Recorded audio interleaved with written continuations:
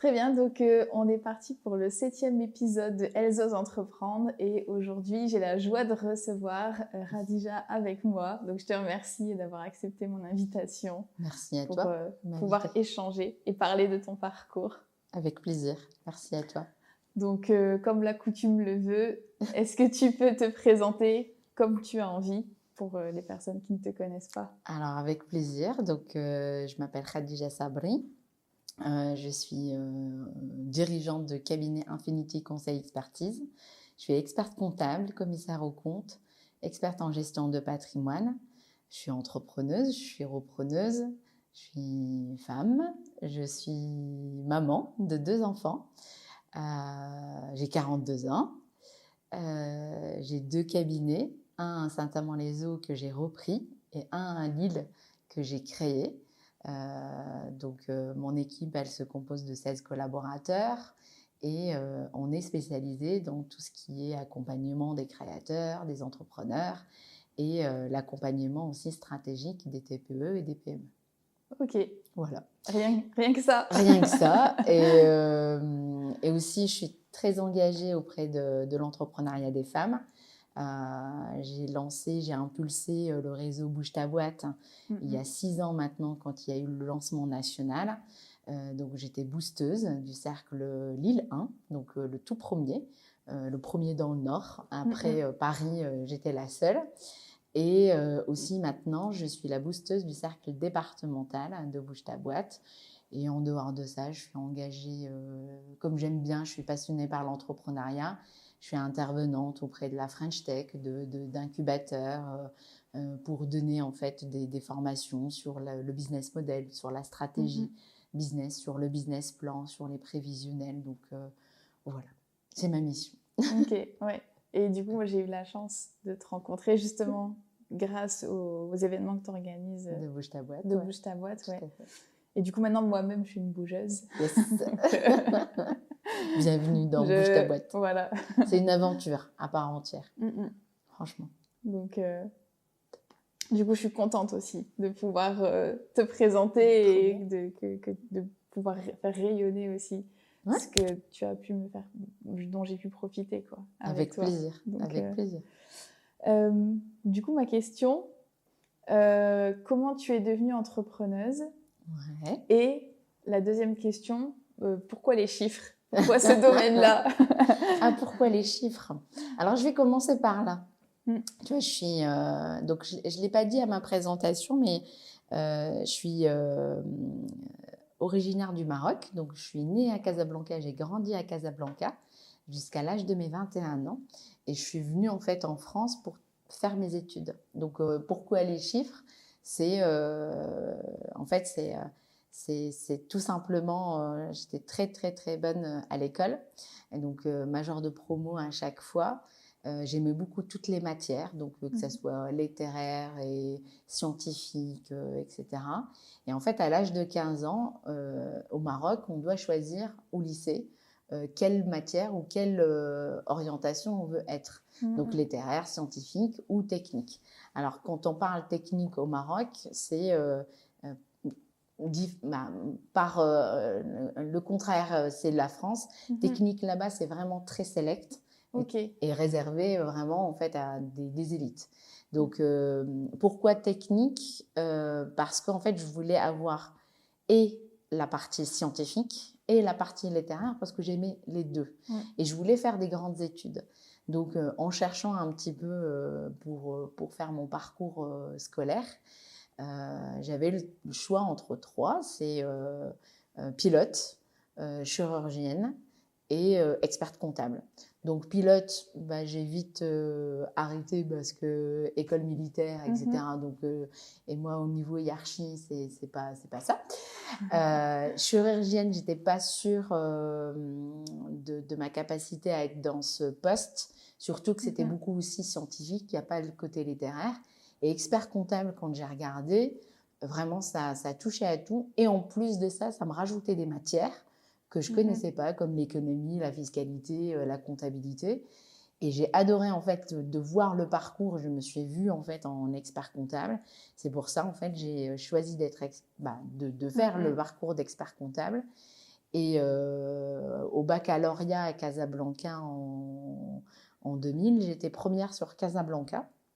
Donc, de tout le Casablanca dans ma matière, dans mon bac. Et je me suis vue, en fait, invitée par le Palais Royal avec 314 jeunes de tout le Maroc qui représentent, en fait, les meilleurs, en fait, de jeunes, comme des rôles modèles, en quelque sorte, en l'an 2000. Et c'était l'année, le premier règne du roi Mohamed VI. Et donc, c'était une époque où, j'allais dire, on était invités pendant 8 jours à côté du palais, où on faisait les inaugurations avec lui. Et puis aussi, en fait, on nous a propulsé comme rôle modèle marocain de la jeunesse marocaine. Et en fait, à ce moment-là, moi, j'étais sûre de mon choix. De continuer dans cette direction-là. Et 2 ans après, j'étais acceptée à l'école supérieure de Casablanca. 2 ans après, j'étais aussi majeure de promo. Et j'étais invitée aussi, encore une fois, pendant 3 jours à Tanger. Et pour moi, c'était clair, net et précis. Il faut que je continue. Et j'allais dire, pas au Maroc en tout cas, mais en France. Parce que comme le Maroc, c'était le copier-coller du droit en fait français, je voulais en fait avoir l'original. Et à l'âge de 21 ans, donc j'ai quitté le Maroc et je suis venue m'installer en France et continuer mes études en France jusqu'à obtenir en fait le diplôme d'expert comptable en 2012, donc à peu près 10 ans après. Ouais. Donc c'était une fierté pour moi. Et puis, pour devenir entrepreneuse, du coup, donc dans le cabinet où j'étais depuis 2007, donc j'ai fait mes armes dessus et puis dedans, et puis je connaissais ma clientèle. Et en 2013, donc quand j'étais diplômée, donc j'ai enchaîné avec un diplôme de gestion de patrimoine. Et en 2015, j'ai pris la direction en fait de ce pôle en fait de Saint-Amand, de cabinet. À l'époque, c'était Figarinx à Saint-Amand-les-Eaux. Et j'avais convenu avec mon mentor à l'époque de reprendre le cabinet 5 ans après, donc en 2020. Donc en 2020, je suis devenue entrepreneuse du cabinet, voilà, en 2020, juste après Covid. Oui, d'accord. Et ouais, et en sachant que même, à 21 ans, déjà rien que le fait de quitter son pays, c'est déjà une aventure, c'est déjà quelque chose à entreprendre qui fait... Tout à fait, en fait, c'est entreprendre sa vie pour moi. C'est ça, oui. C'est le fait de dire, je décide de quitter mon pays natal, de quitter ma famille. Il faut dire que moi, j'ai jamais quitté ma famille, même pour les voyages, on voyageait ensemble. Donc, du jour au lendemain, je me retrouve dans un autre pays que je connaissais pas, sauf pour la langue, parce que j'ai étudié en français. Mais oui, c'est une façon d'entreprendre sa vie, oui, tout à fait. Je suis d'accord. Et d'être seule, quoi. En plus de démarrer dans un pays qu'on ne connaît pas, mais seule en plus. Donc, exactement. Ça te donne une expérience déjà de compter sur soi, tout à fait. De l'estime de soi, compter sur soi, d'avoir en fait cette espèce de construction toute seule, où tu es dans un pays où il n'y a pas ta famille, ils sont là, mais téléphone, etc. Mais tu es toute seule face à plusieurs contraintes, à plusieurs opportunités aussi, et puis face en fait, aux décisions. Après, juste avant, en fait, on parlait de vision, mais moi, ma vision, c'était mon objectif, c'était vraiment d'être expert comptable. Donc, je poursuivais en fait cet objectif-là, malgré le fait que je sois toute seule. Donc, en fait, pour moi, c'était une façon pour moi de réaliser cette vision-là. Ouais, tu avais ton objectif clair dans ce que tu voulais accomplir. C'était un rêve de petite fille de 15 ans qui voulait être expert comptable. Je le continue. En fait, c'est devenu en fait le rêve est devenu un objectif, et de l'objectif, il devient une réalité quand j'ai eu mon diplôme. Donc, voilà. Mais quelle petite fille à 15 ans rêve de devenir expert comptable? Moi. Non, c'est vrai en plus ce que tu dis, parce que moi, longtemps, je croyais que tout le monde savait ce qu'il voulait à cet âge-là. Pour moi, c'était, j'allais dire, clair dans ma tête, parce que en fait, à l'époque, je pesais le pour et le contre, et je savais que je voulais faire des grandes études, ça c'est sûr. Mais dans quoi? Donc, je regardais en fait ce qui me faisait vibrer, en fait, en tout cas, ce qui pour moi en fait était important. C'était d'allier le tout, les chiffres, les lettres, le scientifique, l'économique, et de faire aussi quelque chose de mes études qui sont concrètes. Moi, c'était ça en fait. C'était pas faire des études pour faire des études, mais faire des études pour les pratiquer pour la vie de tous les jours. Et en fait, c'est ça à l'âge de 15 ans, et moi, je pensais que tout le monde était pareil. Sauf que pas tout le monde était pareil. Et en fait, ta réflexion, elle est claire, parce que quand je l'entendais, en fait, je me dis, mais pourquoi il me dit ça à l'âge de 15 ans? Je voulais être expert comptable, c'est normal. Mais en fait, non.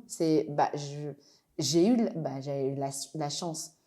Oui ou non, après, c'est une question de vision, une question d'objectif. Mais pour moi, en fait, on peut très bien en fait, savoir ce qu'on veut, même petite ou petit, si on pose en fait les choses clairement. Il y a même à une interview, on me disait, mais à 15 ans, j'allais dire, à l'époque, il n'y avait pas en fait encore Internet. Comment tu as pu chercher? Mais je lui dis, mais j'étais allée aux écoles pour demander c'est quoi le parcours, qu'est-ce qu'on va y voir, quelle matière, etc. J'ai tapé aux portes, tout simplement. Alors que là, aujourd'hui, il y a une multitude de données, de sources d'informations. J'imagine en fait qu'il faut juste se recentrer sur soi, se dire qu'est-ce que je veux vraiment de ma vie, entreprendre sa vie pour vraiment aller au bout des choses. Après, maintenant, se tromper, ça existe, mais se refaire en fait cette introspection de se dire qu'est-ce que je veux, c'est quoi qui me fait vibrer, qu'est-ce que je veux avoir, qu'est-ce que je veux être en fait en gros. Et si je dois être tout, ok, choisis une formation où tu peux être tout ce que tu veux. Donc voilà. Mais c'est vrai que quand on a bien cette motivation pour notre objectif, ce qui fait qu'on a envie d'aller vers tel endroit, en fait, on va mettre plus de moyens et c'est plus facile pour nous de l'atteindre.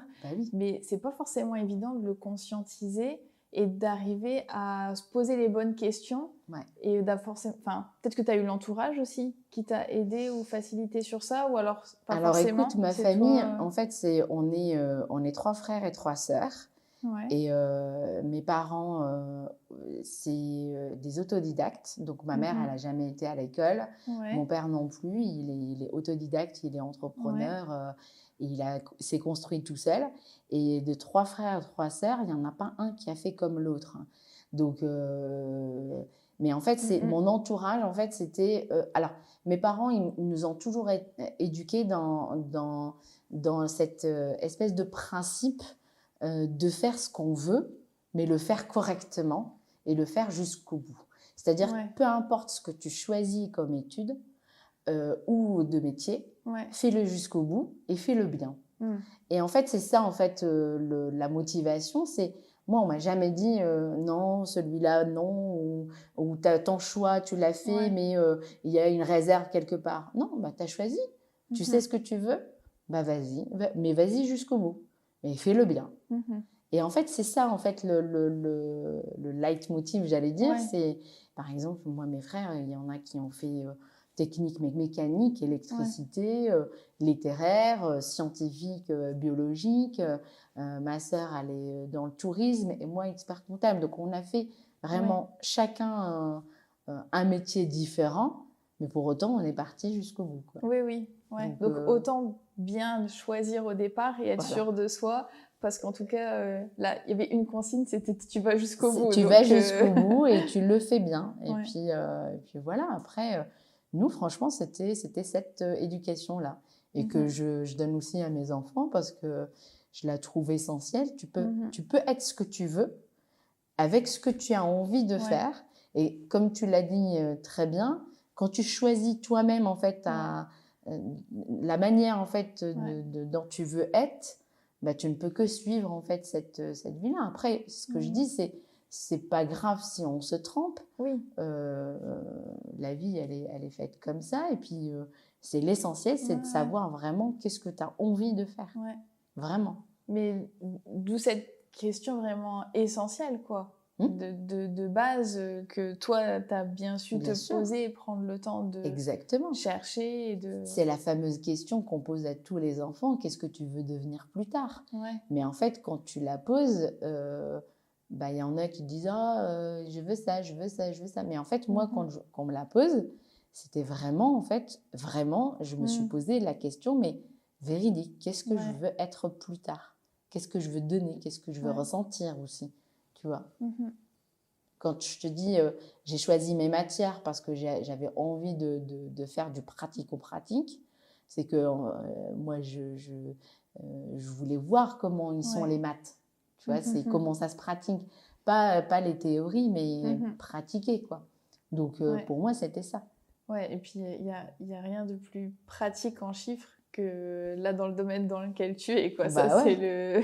Complètement, complètement. Tu peux passer de l'un à l'autre. Moi, je peux passer d'un business model écrit à le transposer en chiffres et comprendre les chiffres pour les transposer en business. Moi, j'arrive à voir en fait ce passage-là. Donc, oui, moi, j'aime bien, j'adore. Et tu savais, tu as su tôt que tu aurais voulu à un moment donné être à ton compte, être entrepreneur? Oui. C'était un truc clair? Okay. Ah oui, c'était dès le départ. Moi, je voulais être ma patronne de moi-même. Ouais. Donc, c'est pour ça le choix du pilote, c'était pas possible, parce que je voulais être vraiment la patronne de moi-même. C'est être à la tête de mon cabinet. Ouais, non, je comprends du coup ta réponse que dans l'armée, c'était pas possible en fait. Ou alors il fallait être chef des armées. Bah, chef des armées, c'était un peu plus compliqué. Il faut, en France, il faut être président de la République. Oui. Mais au Maroc, c'était un peu plus dur comme ça. Donc, je peux pas être à la reine, mais voilà.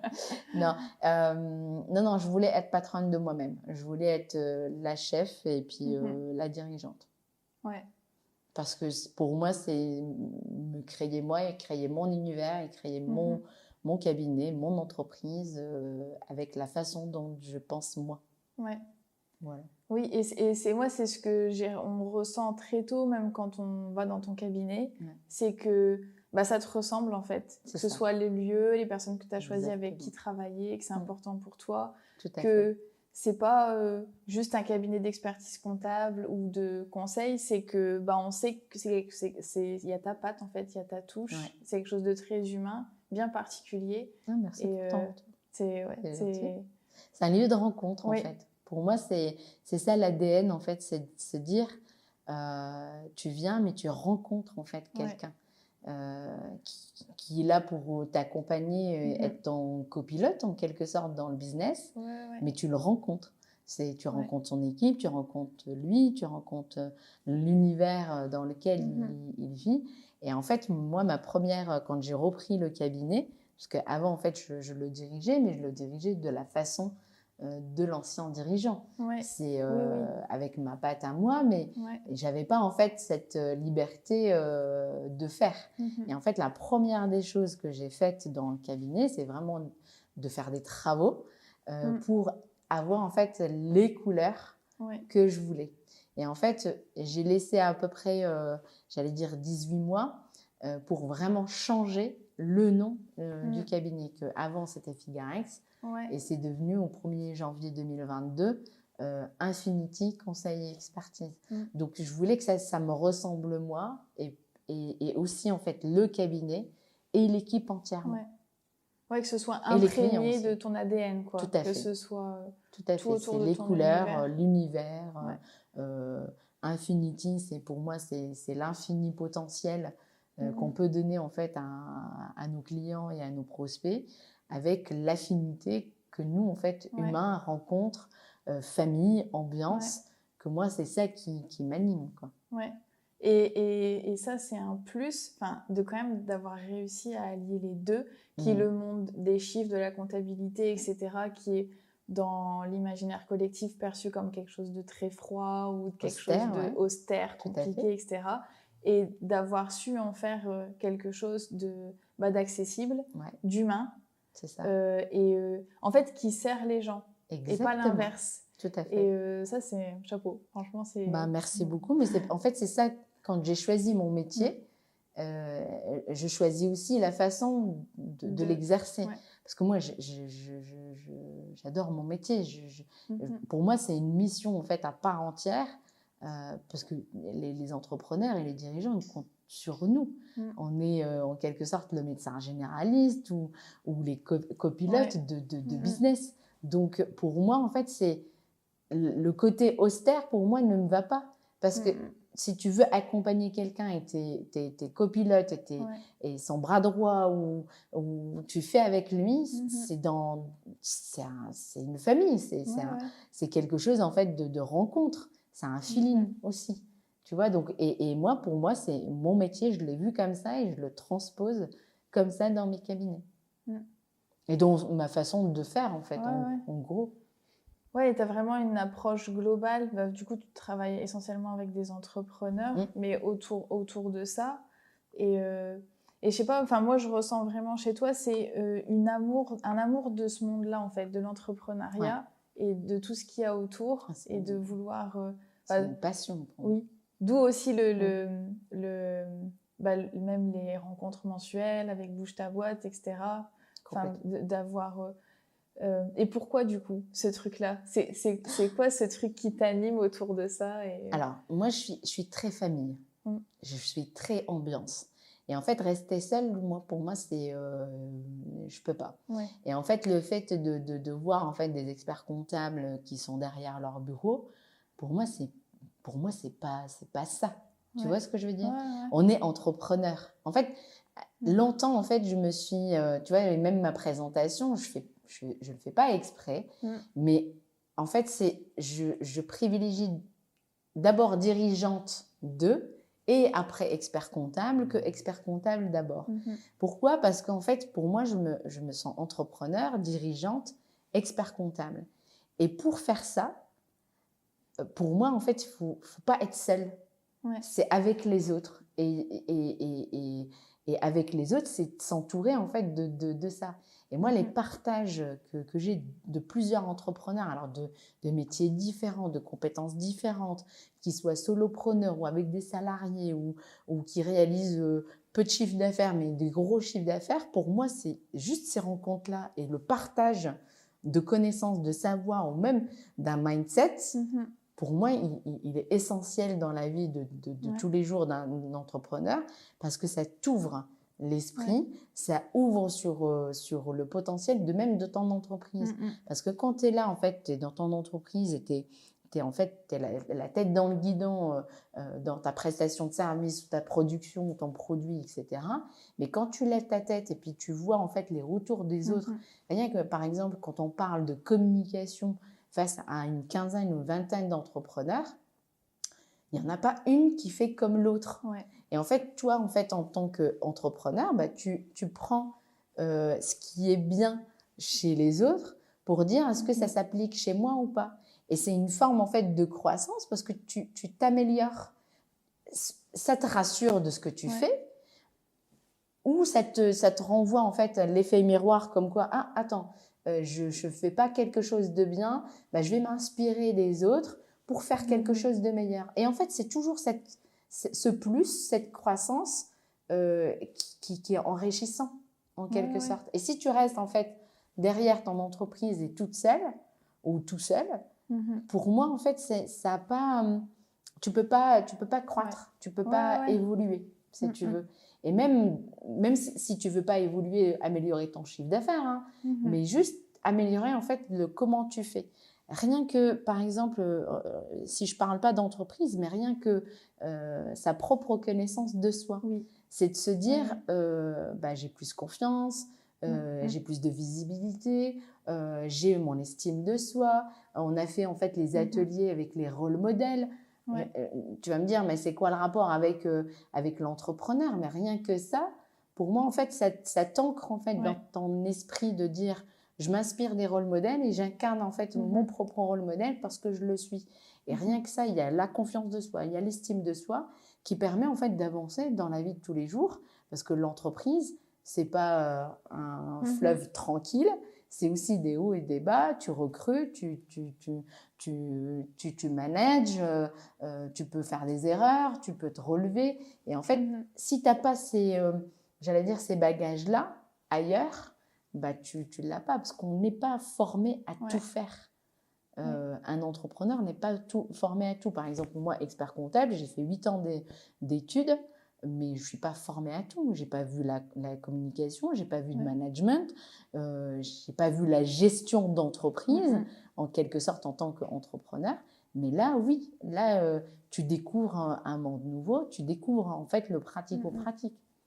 Et c'est pour ça, je te dis, moi, j'arrive très bien en fait à passer du décryptage des mots austères, du jargon en fait d'expertise comptable, à les expliquer à des entrepreneurs, parce que je les ai côtoyés. Je sais en fait qu'ils comprennent pas de ce terme-là, qu'il faut utiliser ce terme, ou comment en fait parler leur langage pour qu'ils puissent comprendre. Et en fait, ça, c'est une forme de communication énorme. Oui, tu sais à quoi ils sont confrontés, les problématiques qu'ils rencontrent, les choses auxquelles ils ne sont pas formés. Les besoins. Donc, les besoins. Les besoins, qu'est-ce qu'ils ont besoin, même si ceux j'allais dire, qu'ils ne le révèlent pas. Oui. Tu vois, parce que je peux avoir des clients qui viennent me voir en disant, bah voilà, je veux augmenter mon chiffre d'affaires, je veux scaler ma boîte, la faire croître, etc. Ça, c'est le besoin. Mais le besoin réel, c'est pourquoi tu veux faire ça. Pour la stabilité financière, pour assurer un bon patrimoine, pour assurer un avenir pour moi et pour ma famille.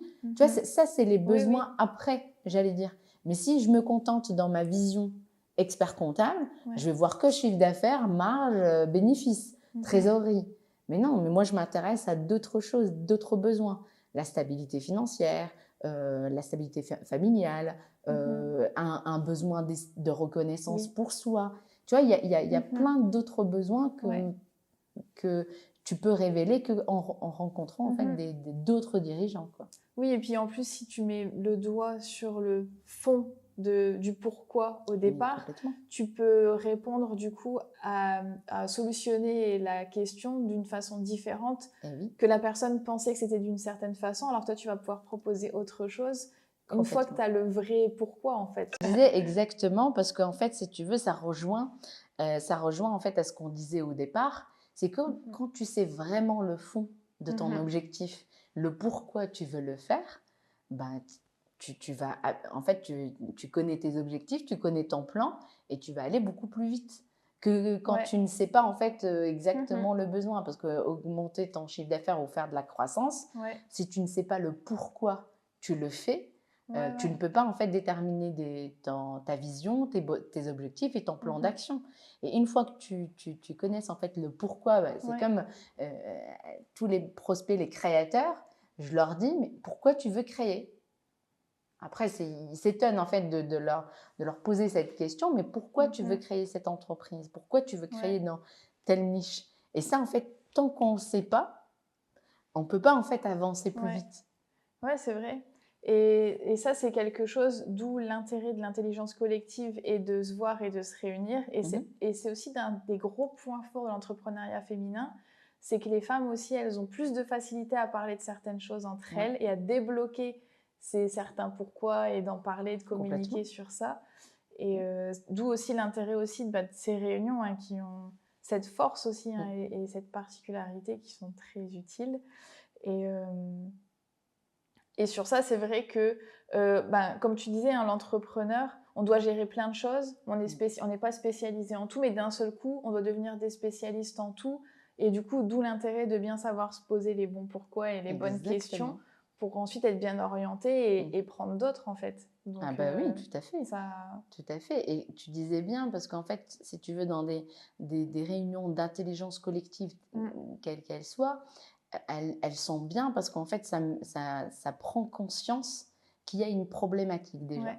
Parce que tu lèves la tête en fait de ton entreprise et tu prends conscience qu'il y a une problématique. Alors, quand je parle problématique, c'est peut-être pas, j'allais dire, un défaut ou négatif. Hein. C'est une problématique donnée.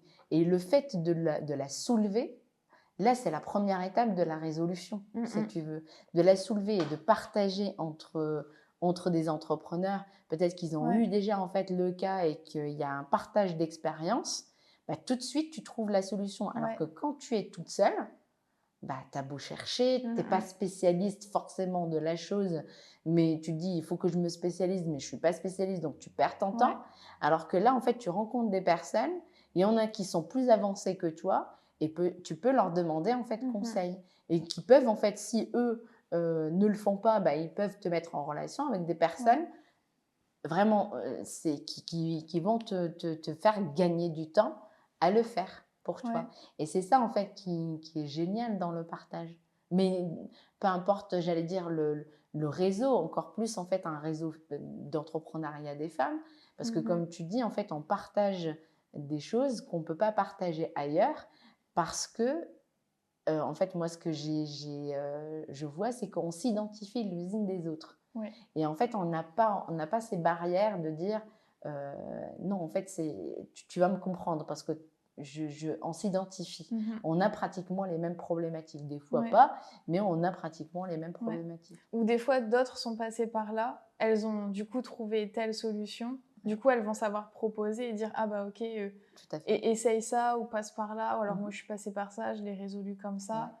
Et d'autres, comme on ne peut pas être spécialiste dans tout et se former dans tout en même temps, certaines vont l'avoir fait sur certains domaines, d'autres sur d'autres domaines, d'où l'intérêt de l'intelligence collective et d'échanger et d'être... et ça, je trouve, surtout en tout cas dans les cercles que tu proposes, il y a aussi cette bienveillance qui libère aussi la parole, qui permet aussi de parler ça, parce que des fois, entre entrepreneurs, on pourrait avoir peur de ne pas en parler, de peur de montrer, par exemple, une entreprise qui n'est pas assez forte ou pas...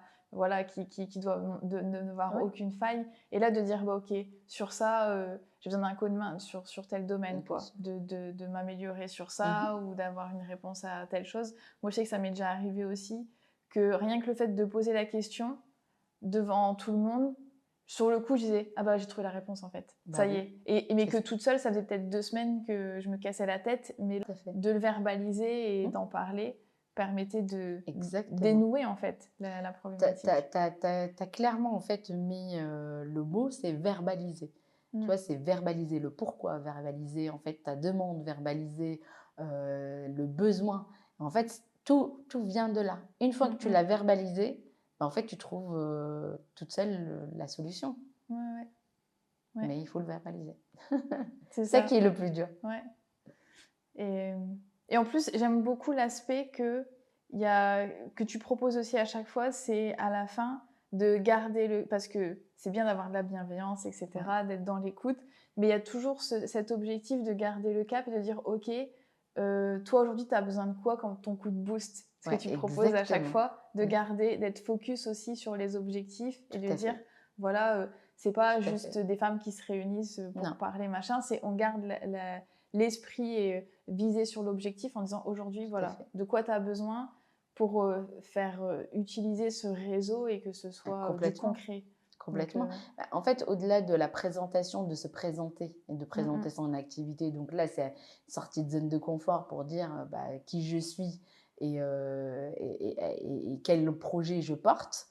Au-delà aussi du focus expert où tu viens et tu apprends quelque chose, de la méthode pour dire de l'intelligence collective, on partage sur une problématique donnée, c'est de se dire, mais avec tout ça, tu ressors avec quoi?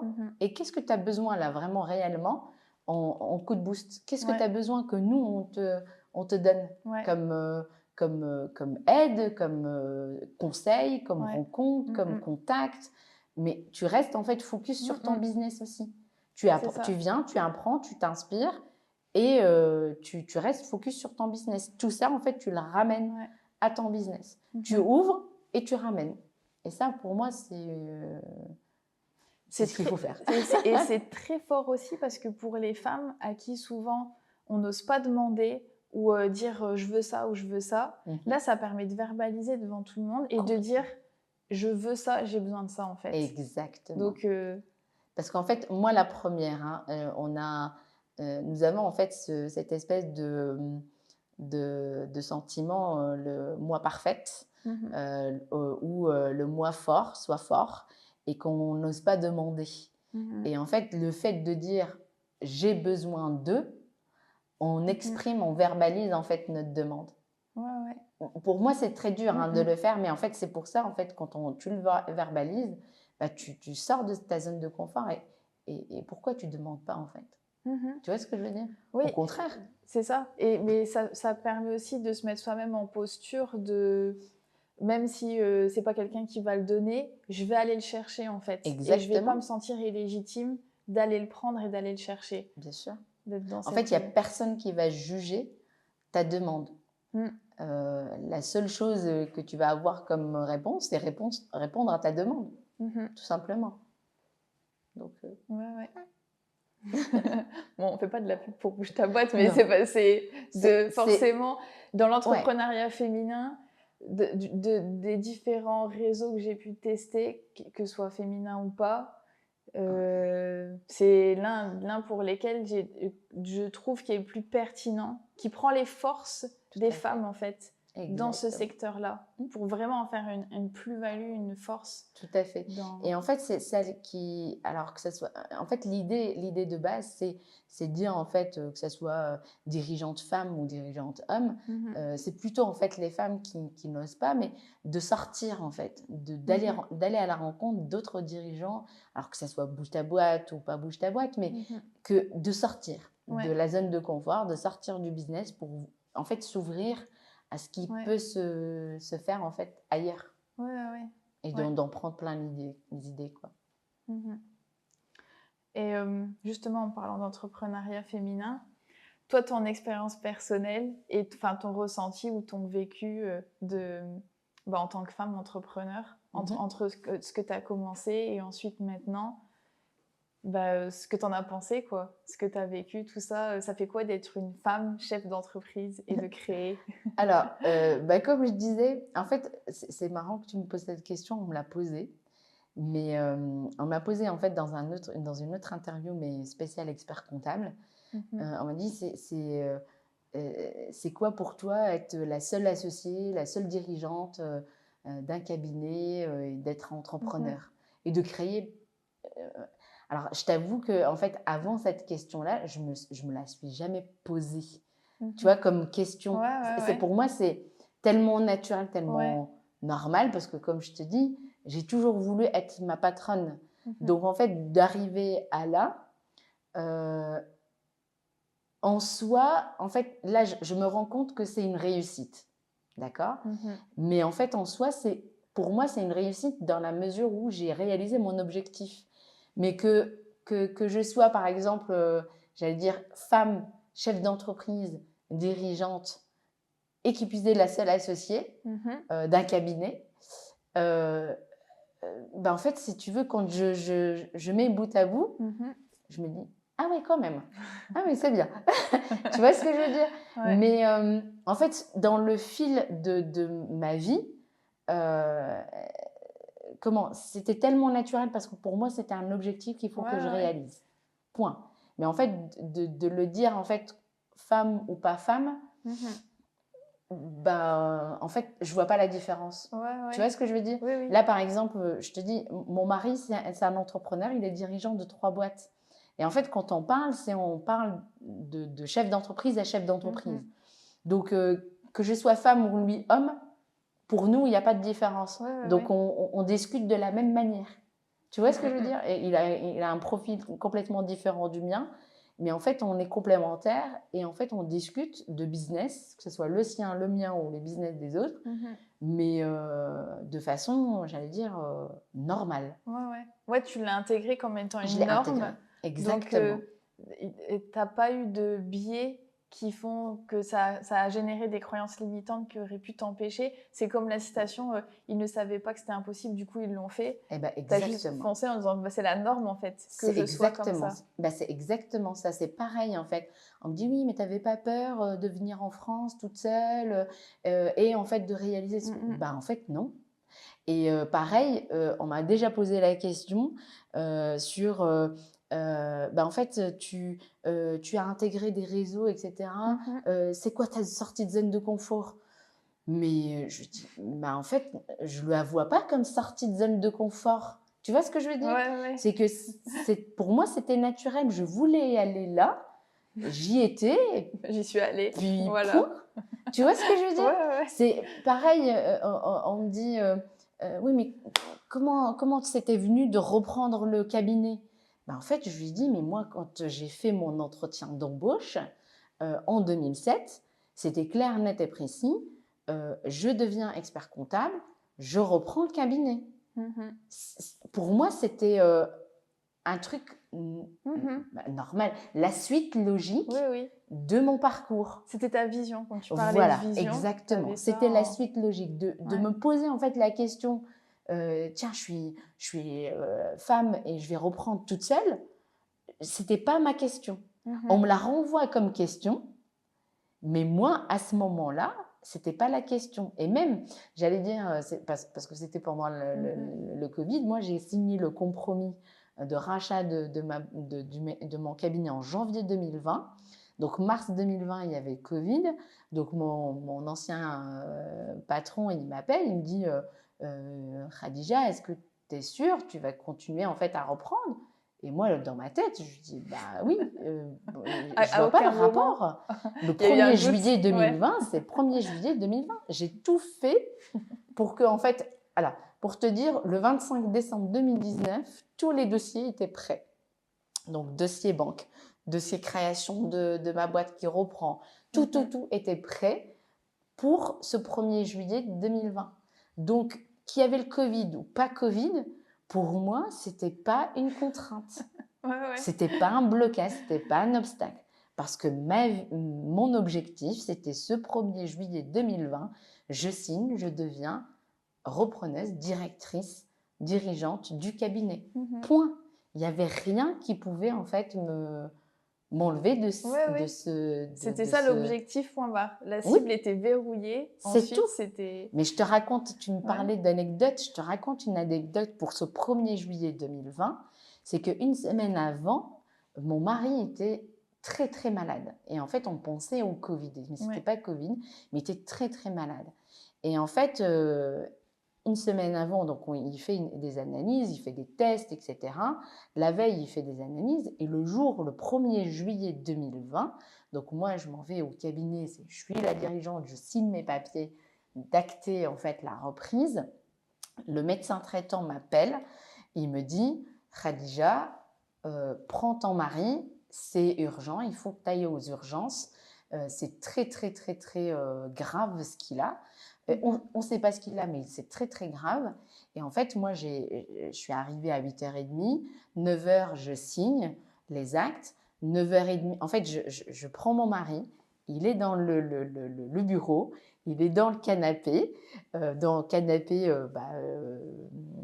Comme celui-là. Là. Et donc, je lui dis, attends-moi. En fait, le pauvre, il était vraiment très HS. Attends-moi. Je signe et je leur dis, maintenant je suis dirigeante, je vais accompagner mon mari aux urgences parce qu'il est très malade. Et je suis restée avec lui le 1er juillet 2020.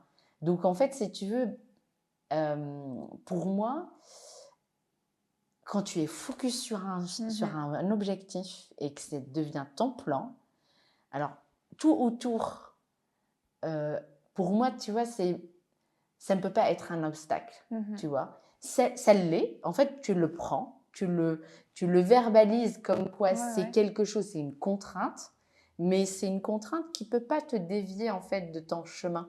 C'est ça en fait le truc, c'est que je suis restée avec mon mari, j'étais très inquiète pour lui.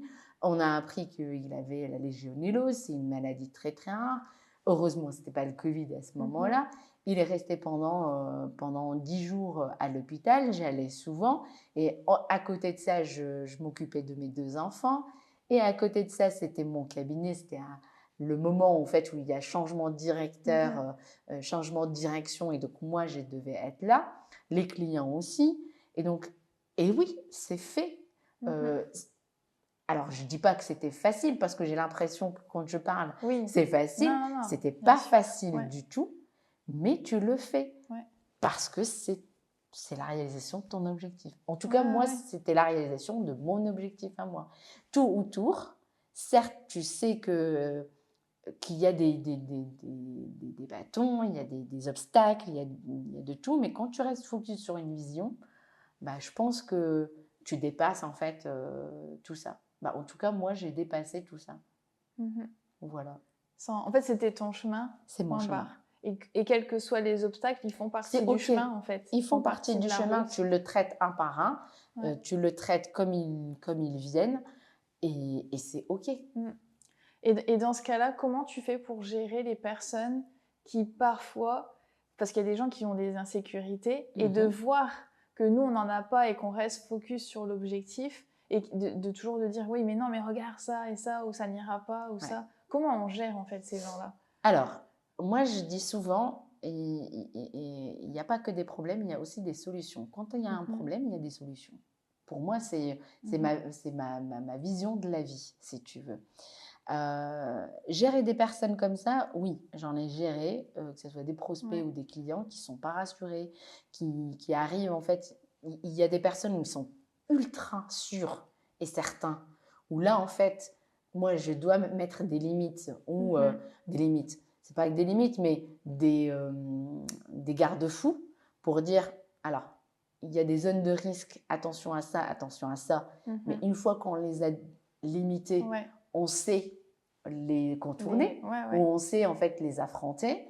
Ou tu as des personnes, par exemple, comme tu dis, où ils ne sont pas sûrs du tout, mais là, en fait, on met carte sur table. Donc, on pose tout, tout ce que tu veux. Tes objectifs, tes besoins révélés, tes besoins à verbaliser. En fait, en quelque sorte, je fais une sorte de coaching, si tu veux. Sans parler de coaching, parce que je suis partie prenante dans la solution, donc c'est pas vraiment du coaching, c'est du consulting. Mais en fait, on met carte sur table et on écrit le projet. C'est ça, en fait, que moi, en fait, je donne en fait comme conseil. Il faut écrire son projet étape par étape. Le pourquoi, ça c'est pertinent. Mes motivations, pourquoi je veux être entrepreneur, on crée vraiment la chose, et en fait on pose carte sur table et on écrit, mais comme ça vient, des idées comme ça, et en fait au fur et à mesure on se rend compte en fait qu'il y a une espèce d'entonnoir qui arrive, et là en fait on dresse un plan, des objectifs, ou la façon de voir les choses, et de là, c'est le business model. C'est ton business model de ton entreprise. Souvent, en fait, on me dit, souvent, c'est pratiquement tout le temps, on me dit, je vois plus clair. Et moi, quand c'est je vois plus clair, c'est que c'est bon, c'est sur le bon chemin. Et après, on valide. Après, on n'est pas, j'allais dire, il y a des clients jusqu'à maintenant où on fait des pivots. À même pas 3 mois, à même pas 6 mois, parce que le projet ne tient pas dans la façon de voir les choses, mais c'est parce qu'on a oublié une donnée quelque part. Mais en fait, ça, j'aide les clients aussi de se dire, bah, pareil, c'est un obstacle, ok, il n'y a pas de problème, c'est un obstacle, mais comment en fait on peut le rendre en fait une opportunité en quelque sorte.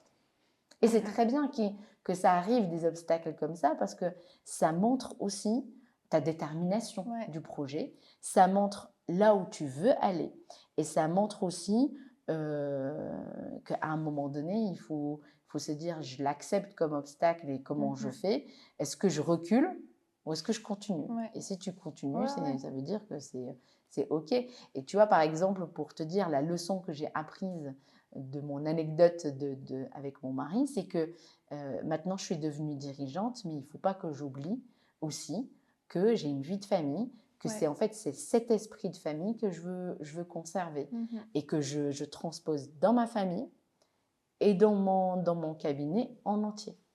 Donc c'est des apprentissages pour moi.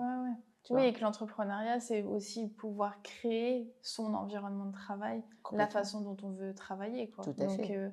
C'est de la création, hein, c'est de composer et de faire... Exactement. Et tu vois, par exemple, on me dit, oui, par exemple, tu vois, les métiers de coach. Les métiers de coach, il y en a tout le temps. Oui, mais il n'y en a pas un qui va faire comme toi. Ouais. Parce que c'est toi qui crée ton produit, c'est toi qui crée ton service, c'est toi comment tu le vois avec ton client. Tu peux être coach lambda, parce qu'il y en a plein, mais ce que tu proposes et ce que tu veux en faire de ton entreprise, là, elle est différente parce que chaque personne est différente. Chaque personne a des besoins différents des autres. Et en fait, du coup, tu as une multitude d'entreprises, de ce que tu peux proposer, de possibilités. Voilà, à créer. Ouais. Oui, et puis pour revenir sur ce que tu disais de l'entrepreneur, de quand on rencontre des difficultés, c'est ce qui est obligé, que ça fait partie de la vie d'entrepreneur, et de savoir, ce qui fait la particularité de l'entrepreneur, c'est justement d'être créatif aussi dans l'invention de solutions, tout à fait. de pas forcément aller sur des sentiers battus ou des solutions qui sont déjà toutes faites, mais même d'inventer et de créer quelque chose qui fait qu'on va sortir du conventionnel. Pour moi, l'esprit d'entrepreneuriat, c'est être capable en permanence de sortir du conventionnel, de la norme. De sortir du cadre. En fait, moi, j'aime bien, c'est de réfléchir en dehors de la boîte, tu vois. C'est ça, en fait, c'est arriver à un moment où tu dis, hop, tu poses, tu prends de la hauteur et tu dis, qu'est-ce qui se passe ? Où est-ce que ça bloque? Pourquoi j'arrive pas à atteindre le chiffre d'affaires que je veux? Et en fait, quand tu sors, en fait, tu prends de la hauteur et tu regardes, c'est là où tu te rends compte il y a tel problème, tel problème, tel problème. Et là, en fait, où tu as identifié les problèmes, pour moi, c'est déjà en fait la première partie de solution, parce qu'une fois que tu l'as verbalisé, identifié, bah, tu peux agir dessus. Mais tant que tu l'as pas verbalisé, tant que tu ne l'as pas identifié, tu restes toujours dans le problème. Voilà.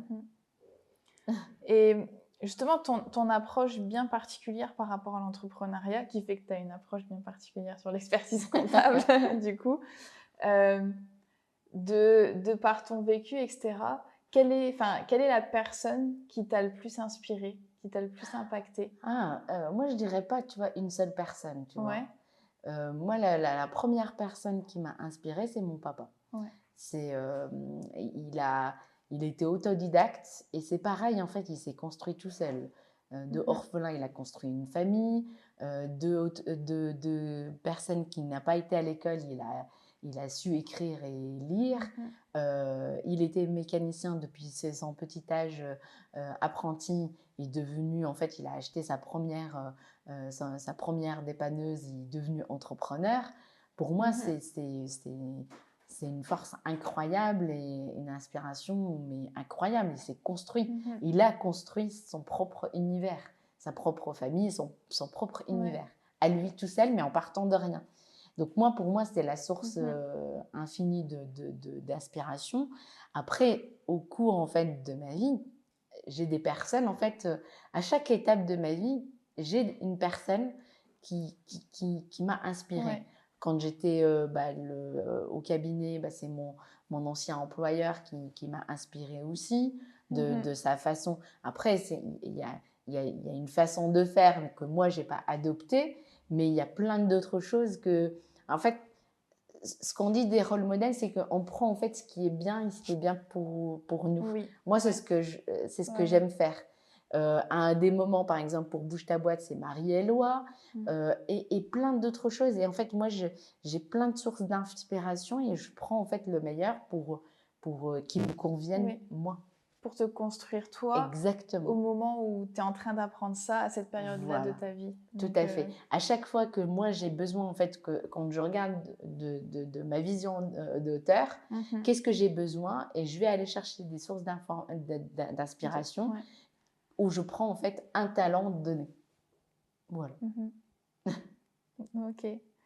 Et avec du coup toute l'expérience que tu as accumulée en tant qu'entrepreneuse et puis en plus en accompagnant d'autres entrepreneurs, est-ce que tu trouves, est-ce qu'il y a quelque chose que peut-être tu t'autorisais pas avant et qu'aujourd'hui maintenant avec l'expérience en tant qu'entrepreneur, tu t'autorises aujourd'hui ou que tu oses faire? Alors moi, ce que j'ai réussi en fait à m'autoriser, et ça depuis 2019, c'est vraiment de parler de moi. Tu vois ce que je veux dire? Ouais. Là, ce qu'on vient de faire, je Ouais. parle de moi et de mon parcours. Oui. Avant, je ne le faisais pas du tout. Parce que, en fait, je donnais énormément de conseils en expertise, ou en fiscalité, en financier, etc. Mais jamais j'ai parlé de moi, de mon parcours, parce que pour moi, et ça l'est toujours, hein, pour moi, c'est normal. Mais en fait, depuis 2019, on me dit non, en fait, il faut parler de toi, de ce que tu as vécu, parce que à ton tour, peut-être que tu as inspiré d'autres personnes. Ouais. Et en fait, à un moment donné, en fait, je me dis non, mais je ne vais inspirer personne. Mais en fait, tu te dis non, si, tu peux avoir un impact, rien que par exemple pour les jeunes, pour dire, ben, cherche qu'est-ce que tu veux et dans ta formation, etc. Ou d'autres entrepreneurs ou d'autres dirigeantes, de se dire, ben voilà, sortir de sa zone de confort. Ouais, en fait, c'est de sortir, en fait, de dire, quand je parle par exemple de mon parcours et comment j'ai su à l'âge de 15 ans d'être expert comptable, si ça peut inspirer d'autres personnes, j'en serais ravie. Et de dire, ben voilà, comment j'ai fait pour être dirigeante et pour reprendre ma boîte, reprendre le cabinet, etc. Si ça peut aider aussi, je serai la plus heureuse. Et donc, c'est pour ça, en fait, j'ose maintenant parler de ça pour dire, ben voilà, de ce que j'ai, en fait, parcouru, si ça peut, en fait, aider, tu vois, des entrepreneurs, ou comment je recrute, comment je manage, ou comment je fais les choses, ben, si ça peut les aider, oui, je serai la plus ravie. Ouais.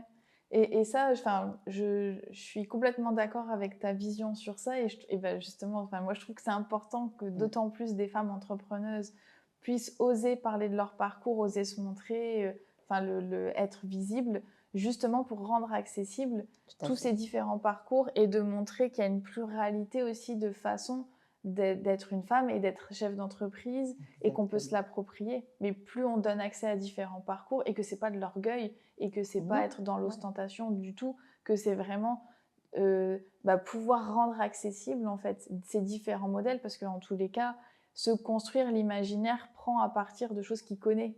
Tout à Donc fait. si on ne donne pas accès à ces choses-là, on se construit à partir de quoi? À partir de quelle base? Exactement. En fait, c'est rendre les choses possibles. C'est que tout est possible. Tu l'as dit, en fait, ils ne savaient pas que c'était impossible, alors ils l'ont fait. Ben, c'est ça, en fait, si tu veux. Donc, si en fait, chacune ou chacun, il voit que l'autre, ben, il a réussi, malgré les obstacles, malgré un pays différent, malgré que ce soit femme ou homme, peu importe.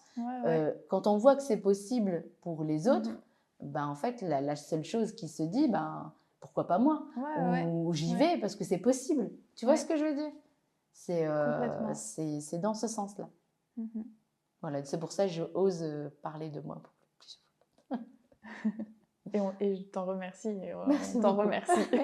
Et merci de me donner cette parole. La dernière question, du coup. Si on pouvait remonter le temps et que la Khadija d'aujourd'hui, avec toute l'expérience qu'elle a accumulée, toutes les choses qu'elle a vécues, les personnes qu'elle a rencontrées, si elle pouvait aller donner un conseil à la Khadija petite, qu'est-ce qu'elle lui dirait? Continue, sois focus comme tu es. Tu es sûre d'arriver au bout de tes rêves. Voilà. Parce qu'en tout cas, tu étais déjà focus sur... Exactement. Donc, je veux juste la rassurer pour lui dire que tu vas réussir, et reste focus, reste aligné et poursuis en fait cet alignement-là. C'est ça en fait le conseil que je pourrais lui dire. Que ça va se concrétiser. Que ça va se concrétiser parce qu'il y a l'alignement, il y a le focus que le fait que de l'avoir visualisé, c'est pas juste dans l'esprit que ça va réellement arriver, quoi. Que c'est quelque chose de exactement. concret. Et en fait, c'est moi, quand j'ai lu le livre L'Alchimiste, moi, ça m'a beaucoup parlé mais plutôt en fait sur poursuivre sa légende personnelle. Et en fait, ça a résumé en fait ma vie en disant, ben voilà, à la Khadija petite, elle s'est vue en fait expert comptable et elle a poursuivi en fait cette légende personnelle, peu importe les obstacles. Mais en fait, c'était ça, quoi. C'était quand on est aligné avec soi et qu'on a envie de faire quelque chose, c'est simplement poursuivre, quoi, dans ce chemin.